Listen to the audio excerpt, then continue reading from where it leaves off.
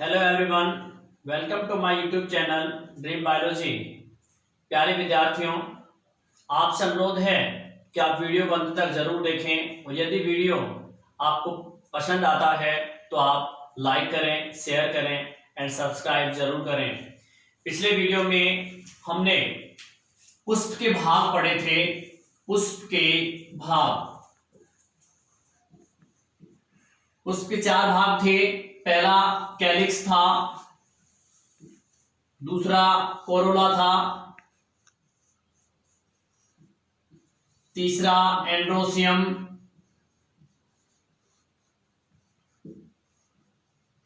चौथा गाइनोसियम। ध्यान दें, कैलिक्स बाह्य दल, कोरोला दल, एंड्रोसियम पुमांग, गाइनोसियम जायांग। आज जो हम पढ़ रहे हैं वो सेकंड चैप्टर हम पढ़ रहे हैं। नर व मादा युग्मकोद्भिद की संरचना व विकास हम पढ़ेंगे। तो नर व मादा युग्मकोद्भिद को दोनों को एक साथ न पढ़ के हम केवल पहले नर युग्मकोद्भिद को ही पढ़ेंगे। और नर युग्मकोद्भिद पढ़ने से पहले हमें एंड्रोसियम को पढ़ना होगा कि एंड्रोसियम क्या है। डियर स्टूडेंट्स, मैं आपको बता दूं कि जो एंड्रोसियम है, जिसको हिंदी में पुमंग कहा जाता है, पुमंग, इसको ध्यान से आप पढ़ें। अगर ये समझ में नहीं आया तो आगे के आपको टोटल जो फंक्शन है कि किस प्रकार से मेल गैमेटोफाइट जो है उसका निर्माण होता है, किस प्रकार से परागकण बनते हैं, ये सब चीजें आपके समझ में नहीं आएगी। तो ध्यान से देखें। पुमंग, जैसा कि हम सभी जानते हैं कि जो पुमंग होता है वो जो पुंकेसर होता है, पुंकेसर का एक ग्रुप होता है। यानी हम कह सकते हैं एक ग्रुप ऑफ स्टेमेन या पुंकेसर इज कॉल्ड एंड्रोसियम। पुंकेसर का जो समूह होता है वो पुमंग कहलाता है। तो यहां पर मैं आपको बता दूं कि जो पुंकेसर होता है उसकी स्ट्रक्चर ध्यान से देखिए आप, ये स्ट्रक्चर है पुंकेसर की। और जो पुंकेसर होता है वो एक मेल रिप्रोडक्टिव ऑर्गन होता है, मेल रिप्रोडक्टिव ऑर्गन। इसका मतलब नर जनन अंग होता है ये। और जब नर जनन अंग होता है तो हमें इसे ध्यान से पढ़ना है कि पुंकेसर क्या होता है। जैसे कि आप देख पा रहे हैं कि पुंकेसर के 3 पार्ट हैं। सबसे पहला ऊपर वाला जो पार्ट है ये एंथर है, जिसको परागकोश कहते हैं। यहां सबसे नीचे वाला पार्ट है ये संरचना, इसको पुतंतु कहते हैं। और ये पुतंतु और ये स्थान, जो यहाँ वाला जो स्थान है, इसको योजी कहते हैं। तो हम पढ़ते हैं पुंकेसर की संरचना। पुंकेसर के 3 भाग हैं। नंबर 1 परागकोश, परागकोश जिसे एंथर कहा जाता है।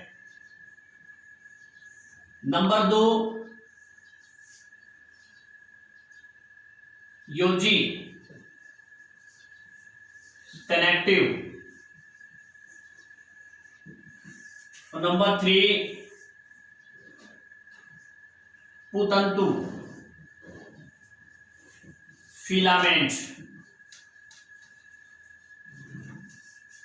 ध्यान से देखिए, 3 पार्ट हमने पुंकेसर के होते हैं। पहला परागकोश, नाम से ही परागकोश, ये जो होते हैं सबसे ऊपर, पुंकेसर का सबसे ऊपरी भाग जिसमें पालियां होती हैं। आप देख पा रहे हैं ये एक पाली, ये दूसरी पाली, 2 पाली का एक पुंकेसर है। सबसे ऊपरी भाग जिसमें पालियां होती हैं, सबसे ऊपरी भाग जिसे परागकोश कहा जाता है। और परागकोश में 2 पाली, किसी किसी में 1 पाली होती है। मैं आपको बता दूं कि जो मालवेसी कुल होता है, मालवेसी जो कुल होता है, जिसमें मालवेसी कुल में जैसे आपके कपास आती है, गुड़हल आता है, भिंडी आती है, ये सभी मालवेसी कुल में आते हैं। मालवेसी कुल का जो पुंकेसर होता है उसके परागकोश में केवल 1 पाली पाई जाती है। ध्यान दें डियर स्टूडेंट्स, बहुत ही अच्छा क्वेश्चन है, कई बार पूछा जा चुका है राजस्थान बोर्ड में कि उस कुल का नाम बताइए जिस कुल के परागकोश में केवल एक पाली पाई जाती है। तो जब एक पाली है तो इसके अंदर जो लघु बीजाणु धानी होती है, लघु बीजाणु धानी ये 2 पाई जाएगी। तो हम समझेंगे लघु बीजाणु धानी क्या है। फिलहाल आप समझिए कि परागकोश पुंकेसर का सबसे ऊपरी भाग होता है जिसमें पाली पाई जाती है और उन पालियों के अंदर प्रत्येक एक पाली में 2 लघु बीजाणु धानी पाई जाती है। इस प्रकार से हम कह सकते हैं कि 1 और 2 जब पाली है तो इसमें लघु बीजाणु धानी 4 होगी। लेकिन मालवेसी कुल के अंदर केवल एक पाली है तो उसमें लघु बीजाणु धानी 2 ही पाई जाती है। तो डियर स्टूडेंट्स आप ध्यान दें कि परागकोश जो होते हैं इनके अंदर पालियां पाई जाती हैं जिसको लोब्स कहते हैं, और इन लोब्स के अंदर लघु बीजाणु धानी होती है, लघु बीजाणु धानी होती है जिसे माइक्रोस्पोरेंजियम कहते हैं, माइक्रोस्पोरेंजियम लघु बीजाणु धानी जिसे परागपुट भी कहा जाता है, पोलन सैक परागपुट भी आप कह सकते हैं। तो जो परागपुट होते हैं ये लघु बीजाणु धानी होती है या परागपुट कह लीजिए, इनके अंदर लघु बीजाणु का निर्माण होता है, लघु बीजाणु का जिसे परागकण भी कहते हैं। ध्यान दें कि लघु बीजाणु कह लो या परागकण कह लो एक ही बात है। तो ये लघु बीजाणु जो होते हैं इनका निर्माण लघु बीजाणु धानी में होता है, और जो लघु बीजाणु धानी होती है वो पाली के अंदर होती है, और पाली जो होती है वो परागकोश में होती है, और परागकोश संरचना है पुंकेसर की। तो डियर स्टूडेंट समझ में आया होगा आपके कि परागकोश सबसे ऊपरी भाग है जिसमें पाली पाई जाती है। नंबर दो जो है वो है योजी। योजी एक ऊतक है, ऊतक हम कह सकते हैं। योजी के द्वारा ही जो दोनों पालियां हैं वो कनेक्टेड होती हैं, तो बीच वाला जो पार्ट है ये योजी कहलाएगा। या हम ये कह सकते हैं कि वह स्थान जहां पर पुतंतु परागकोश से जुड़ता है इसको भी आप योजी कह सकते हैं। बाकी योजी जो होता है वो ऊतक होता है, और ऊतक भी स्टेरिल ऊतक होता है, स्टेरिल टिश्यू। इसका मतलब होता है बंध ऊतक, अर्थात इसमें कोई भी जनन क्षमता नहीं पाई जाती है, इसलिए इसको स्टेरिल टिश्यू कहते हैं। योजी पुंकेसर का वो भाग होता है जो 2 पालियों को जोड़ता है, या हम दूसरे शब्दों में ये कहें कि पुतंतु परागकोश से जहां जुड़ता है उसे योजी कहते हैं। नंबर तीसरा जो पार्ट है वो है आपके पुतंतु जिसे फिलामेंट कहते हैं, फिलामेंट। इस फिलामेंट जो संरचना है ये धागेनुमा संरचना होती है, और ये फिलामेंट धागेनुमा संरचना जो होती है ये संरचना से ही जो पराग हम ये कहें कि जो पुंकेसर जो होता है वो उसमें, जैसे कि आपने पिछली वीडियो में देखा था कि ये जो पुंकेसर जो होते हैं ये जो पुष्पासन होता है उससे अटैच होते हैं। तो वह संरचना, वह धागेनुमा संरचना जो संरचना पुंकेसर को पुष्पासन से जोड़ती है पुतंतु कहलाता है। तो डियर स्टूडेंट्स आप समझ गए होंगे कि पुतंतु क्या होता है। ये संरचना होती है पुतंतु, ये फिलामेंट पुतंतु है, ये योजी है, और ये दोनों जो हैं दोनों को मिलाकर हम कह सकते हैं परागकोश। वैसा अगर देखा जाए तो कहीं कहीं पर आपको ये दिखाई दिया होगा लिखा हुआ कि जो पुंकेसर होता है यही एक लघु बीजाणु पर्ण होता है, लघु बीजाणु पर्ण, जिसको माइक्रोस्पोरोफिल कहा जाता है, माइक्रोस्पोरोफिल।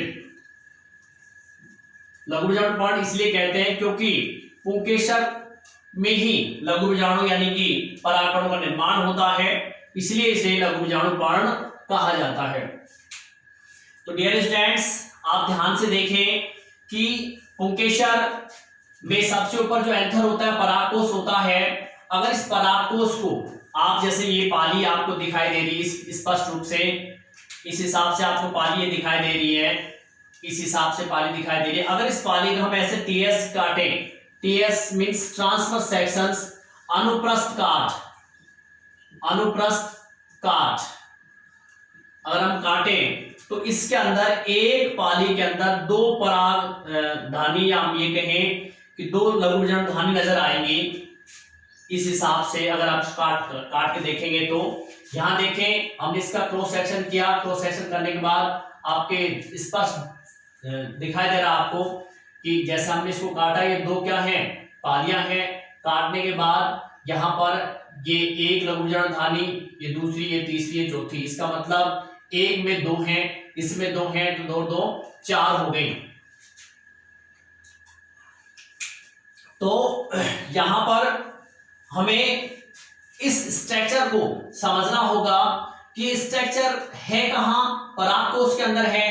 परागकोश में जो पाली है, पाली का हमने सेक्शन काटा था, उस सेक्शन काटने के बाद हमें एक पाली में दो लघु बीजाणु धानी हमें दिखाई देती हैं।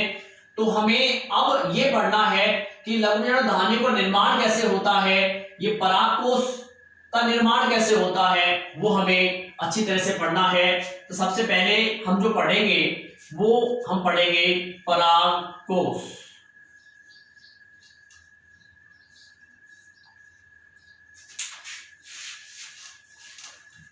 परागकोश जिसे एंथर कहा जाता है,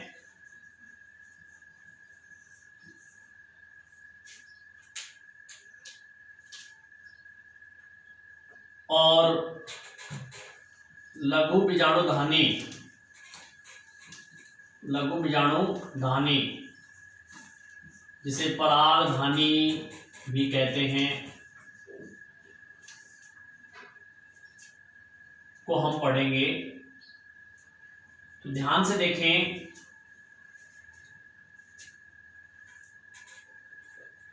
यहां पर हम परागकोश का परिवर्धन, उसके बाद लघु बीजाणु धानी का परिवर्धन कैसे होता है वो हम पढ़ेंगे।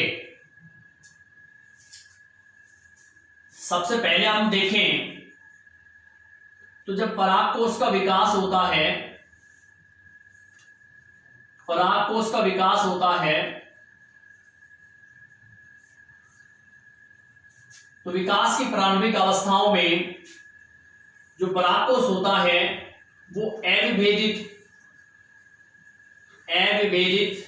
जो सेल्स होती हैं उसका एक समूह होता है, अविभेदित कोशिकाओं का समूह होता है, जिसके चारों ओर जो होती है वो एपिडर्मिस होती है, जिसे बाह्य त्वचा कहा जाता है। हम कह सकते हैं कि परागकोश का जब विकास होता है तो शुरुआती अवस्था में जब हम इसे देखें तो परागकोश एक अविभेदित कोशिकाओं से घिरा हुआ, अविभेदित कोशिकाओं का एक समूह होता है जो एपिडर्मिस से घिरा हुआ होता है। बाद में इसमें कुछ परिवर्तन होते हैं, बाद में इसमें कुछ परिवर्तन होते हैं, और परिवर्तन होने के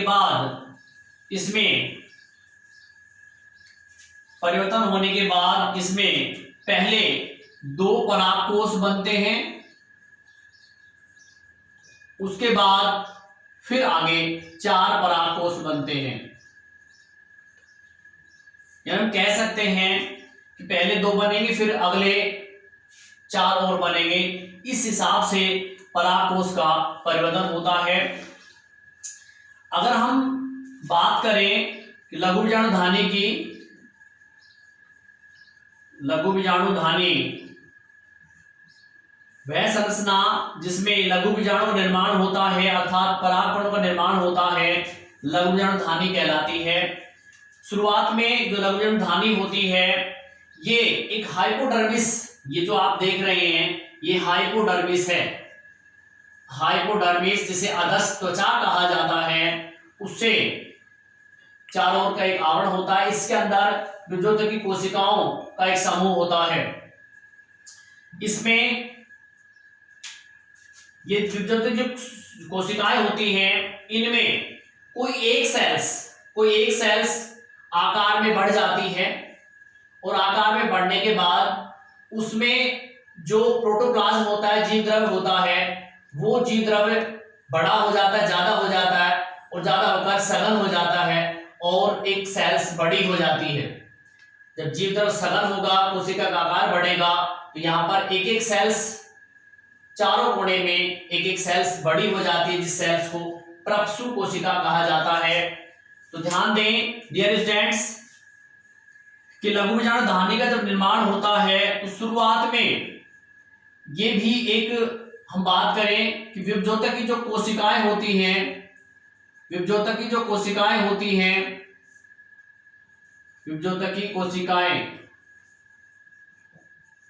उसका एक समूह होता है और उस समूह के चारों ओर हाइपोडर्मिस घिरा हुआ होता है। या हम ये कहें कि हाइपोडर्मिस के नीचे जो सेल्स होती हैं वो सेल्स विभज्योतकी कोशिकाएं होती है, उनका एक समूह होता है और उनमें से कोई एक सेल्स अपने आकार को बढ़ा देती हैं और आकार को बढ़ाने के बाद उनका जो प्रोटोप्लाज्म होता है, जो जीव द्रव्य होता है, वो जीव द्रव्य सघन हो जाता है, जीव द्रव्य सघन हो जाता है, सघन जिसको हम इंग्लिश में डेंस कहते हैं, सघन हो जाता है और इस प्रकार से कोशिका का आकार बढ़ जाता है। जो बढ़ी हुई कोशिका है जैसा आप देख पा रहे हैं 1 2 3 4, इनका नाम प्रपसु कोशिका होता है। प्रपसु कोशिका होता है या कहा जाता है। और जो प्रपसु कोशिकाएं हैं इनको हम इंग्लिश में आर्किस्पोरियल सेल्स कहते हैं, आर्किस्पोरियल सेल्स। डियर स्टूडेंट्स, आपसे अनुरोध है कि बायोलॉजी में जो भी वर्ड इंग्लिश के आते हैं इनको जरूर याद रखें। कई बार क्वेश्चन ये भी आता है कि आर्किस्पोरियल सेल्स क्या होती हैं, उनकी भूमिकाएं क्या होती हैं। तो अगर आपके आर्किस्पोरियल सेल्स याद है तो आप आंसर दे पाएंगे, अदरवाइज आपके प्रपसु याद है, आर्किस्पोरियल सेल्स याद नहीं है तो प्रॉब्लम क्रिएट हो जाएगी।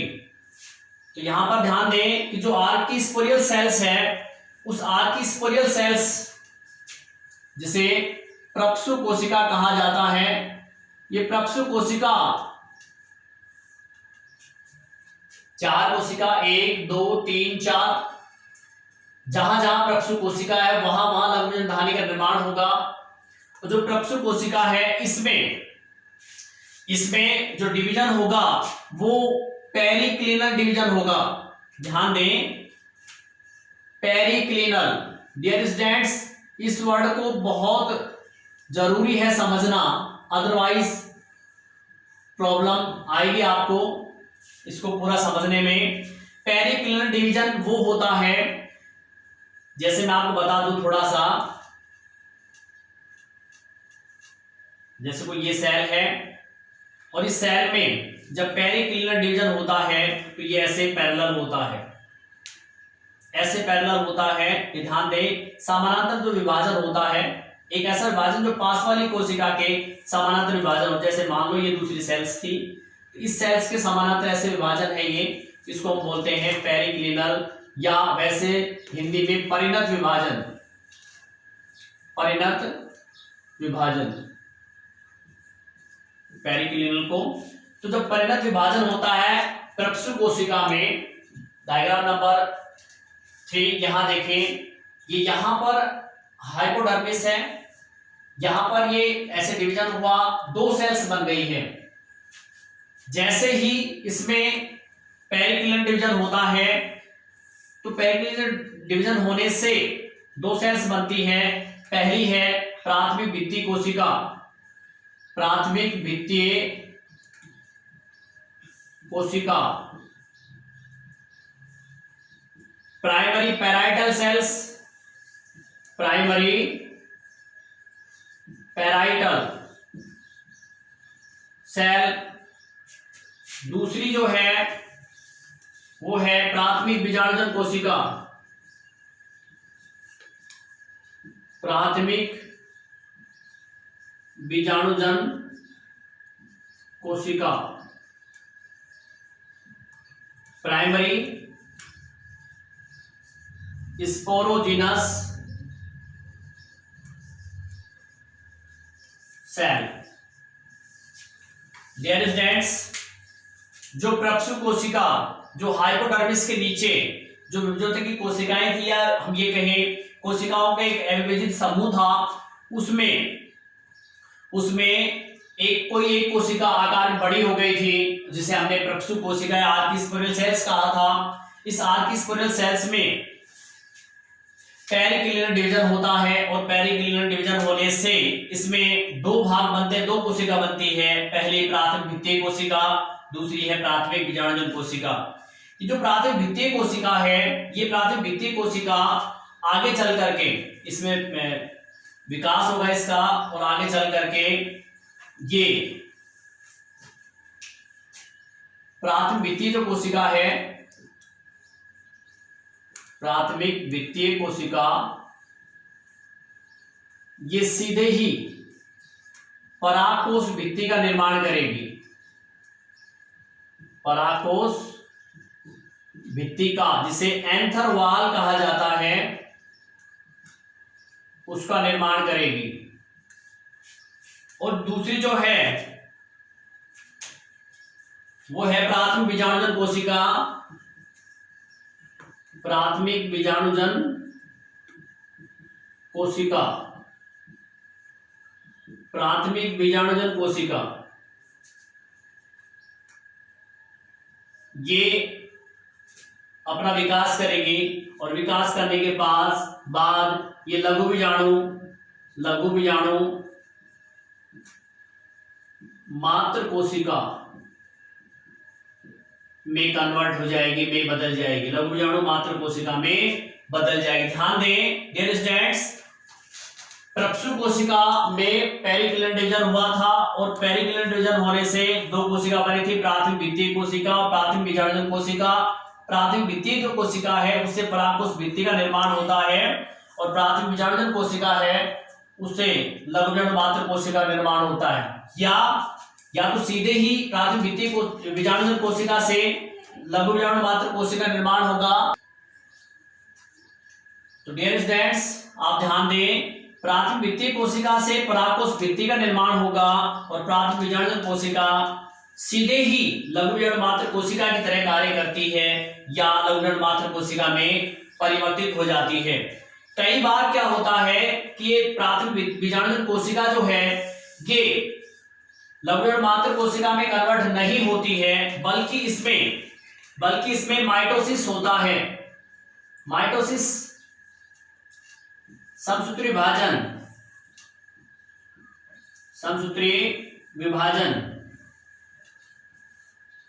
और समसूत्री विभाजन होने से इसमें बीजाणुजन कोशिकाएं बनती हैं, बीजाणुजन कोशिकाएं, जिसे स्पोरोजिनस सेल्स कहा जाता है।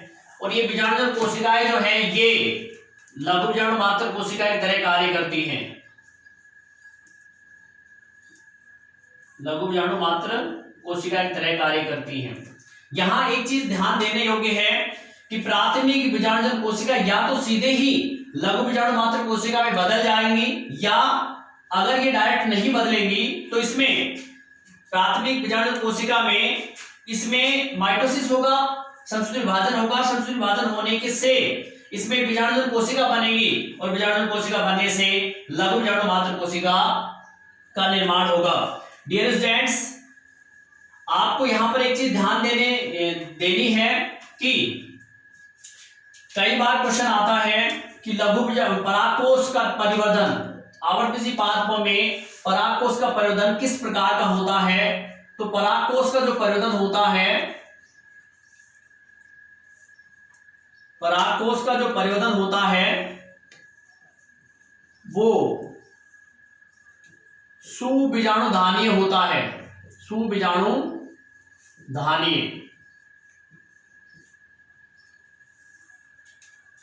ध्यान दें, इसको यूस्पोरेंजिएट कहा जाता है। ये वर्ड क्या है? एक नंबर का क्वेश्चन आ सकता है कि आवृतबीजी पादपों में परागकोश का परिवर्तन किस प्रकार का होता है, तो आप कह सकते हो सुबीजाणुधानीय प्रकार का। इसमें क्या होता है कि बीजाणुधानीय जो प्रारंभिकाएं होती हैं, एक इस प्रकार का परिवर्तन, जिस प्रकार के परिवर्तन में हम ये कहें कि एक ऐसा परागकोश का परिवर्तन जिस परिवर्तन में बीजाणुधानीय प्रारंभिकाओं से पराग लघुबीजाणुधानी का निर्माण होता है। एक ऐसा परिवर्तन जिसमें बीजाणुधानी प्रारंभिकाओं से, एक नया वर्ड है बीजाणुधानी प्रारंभिका, एक ऐसा परिवर्तन जिस परिवर्तन में बीजाणुधानी प्रारंभिकाओं से लघुबीजाणुधानी का निर्माण होता है, वो सुबीजाणुधानी प्रकार कहलाता है, सुबीजाणुधानीय प्रकार कहलाता है। तो डियर स्टूडेंट्स, आपने देखा कि किस प्रकार से एक लघुबीजाणुधानी का निर्माण हुआ, तो कैसे हुआ, यहां ध्यान से हम एक बार इसको रिवाइज करते हैं। शुरुआत में ये हाइपोडर्मिस सेल थी, हाइपोडर्मिस सेल्स के अंदर कुछ विद्युतीय कोशिकाओं का समूह था। इसके बाद इसमें यहां पर कुछ परिवर्तन हुआ, परिवर्तन होने से 4 प्रक्षु कोशिका आर्किस्पोरल सेल्स बनी, और 4 आर्किस्पोरल सेल्स जो है, इसके अगर प्रत्येक एक लघुबीजाणुधानी की बात करें तो इस प्रक्षु कोशिका में आर्किस्पोरल सेल्स में एंटी पेरिक्लिनल डिवीजन होता है, परत विभाजन होता है। परत विभाजन से 2 कोशिकाएं बनती हैं, प्राथमिक भित्ति कोशिका, प्राथमिक बीजाणुजन कोशिका। प्राथमिक भित्ति जो कोशिका है, इससे हम कहें परागकोश भित्ति का निर्माण होता है। यहां आप डायग्राम देख सकते हैं, यहां पर भी देख सकते हैं, ये परागकोश भित्ति का निर्माण हो रहा है। तो परागकोश भित्ति का निर्माण होता है, और प्राथमिक बीजाणुजन कोशिका जो है, ये या तो हम कहें लघुबीजाणु मात्र कोशिका में कन्वर्ट हो जाएंगी, या लघुबीजाणु मात्र कोशिका में कन्वर्ट नहीं होगी, तो इसमें माइटोसिस डिवीजन होगा, और माइटोसिस डिवीजन होने से ये बीजाणुजन कोशिका में, जिसको स्पोरोजेनस सेल्स कहा जाता है, उसमें कन्वर्ट हो जाएंगे। अब देखिए यहाँ पर ये बीजाणुजन कोशिका है, और ये बीजाणुजन कोशिका है, ये बाद में एक लघुबीजाणु मात्र कोशिका की तरह कार्य करती है। तो यहाँ पर आपने देखा कि ये प्राथमिक भित्ति कोशिका, प्राथमिक बीजाणुजन कोशिका, ये प्राथमिक बीजाणुजन कोशिका, भित्ति कोशिका। भित्ति जो कोशिका है, ये परागकोश भित्ति का निर्माण करती है। यहाँ पर आप देख सकते हैं, ये परागकोश भित्ति का निर्माण कर रही है, और यहाँ पर जो बीच में जो बन रहा है, ये आप देख रहे हैं, ये जो है, ये बीजाणुजन कोशिका है, जो बाद में आगे चलकर लघुबीजाणु मात्र कोशिका की तरह कार्य करती है। तो डियर स्टूडेंट्स, आज के लिए सिर्फ इतना ही। यदि आपको वीडियो पसंद आया तो आप इसे लाइक करें, शेयर करें एंड सब्सक्राइब करें। Thank you very much for watching.